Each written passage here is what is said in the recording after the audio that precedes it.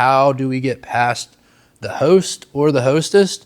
How do we get our greens into the hands of the chef? And how do we actually make an impression and potentially have an opportunity to bring them on as a client?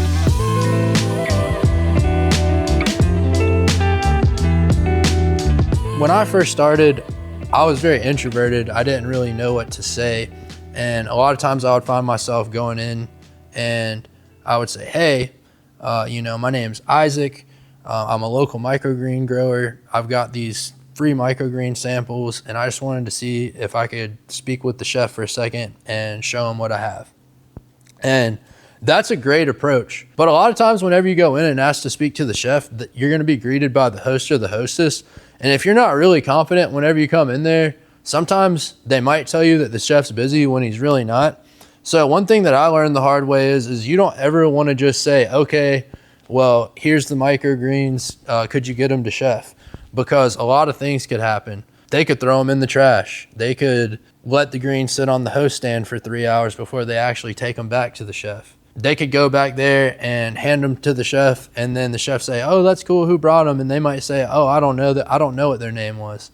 So whenever you call in 2 weeks and say, hey, do your follow-up and say, hey, chef, what do you think about my microgreens? He's not even going to know who you are or what you're talking about. So long story short, you don't ever want to give the greens to the host or the hostess. You always want to ask to speak directly to the chef. If they tell you that the chef is not available, you want to say, okay, that's fine. Well, what is a day that you guys are usually a little bit slower? Okay, well, about what time is chef usually free? And then you're going to want to circle back and come back in on that day. If you go into a restaurant that serves lunch and you go in at 11 o'clock or at 12 o'clock, number one, the chef's going to want to roundhouse kick you in the head. Number two, they're going to automatically assume that you don't know what you're doing. And number three, there's no way they're going to have time to meet with you. It's basically just going to be a waste of your time to go in there. So always make sure you know what their hours are and when they're open. Like if they're open for lunch and they're also open for dinner, you would obviously want to go at a time between like 2 and 3 whenever they're closed. They've already closed for lunch service.